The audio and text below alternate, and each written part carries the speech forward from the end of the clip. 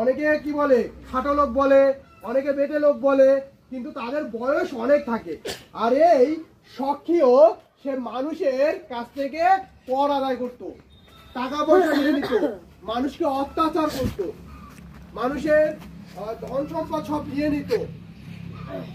আর একদিন সে যখন জানতে পারলো তার গ্রামে তার সৃষ্টিকর্তা সেই যিশু আসবে, আর তখন যখন সেই যিশু তার সেই গ্রামে আসলো, আর তখন কি হলো জানো, প্রচুর মানুষ সেখানে তার দেখার জন্য ভিড় হয়ে গেল।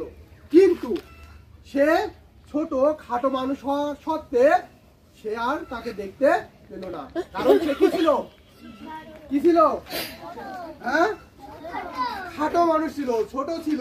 যে কারণে এখন যদি এখানে কেউ একজন আসে, যদি সবাই বড়রা তাদেরকে দেখার জন্য ভিড় করে, তাহলে কি আমরা কি দেখতে পারবো? ঠিক একই ভাবে সেই সখীও দেখতে পারছিল না, কিন্তু সেই সখীও কি করছিল জানো, তাকে দেখার জন্য সে দৌড়ে যেয়ে একটি কিসে উঠলো জানো, একটি ডুমুর গাছে। কিসে? ডুমুর গাছে। আর সেই ডুমুর গাছে উঠে সে সেই যিশুকে দেখছিল।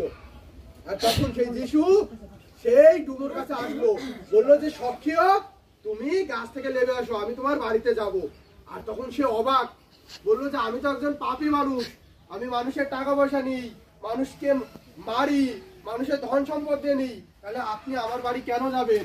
আর তখন সে সেখান থেকে নেমে আসলো এবং তার সাথে কি করলো, বাড়িতে গেল। কোথায় গেল? কার বাড়িতে গেছিল? সখীও বাড়িতে। আর তখন সখীও, এই তো মামা বাড়ি না, এই যে আমার দিকে। আর তখন সেই সখীও যিশুকে বললো,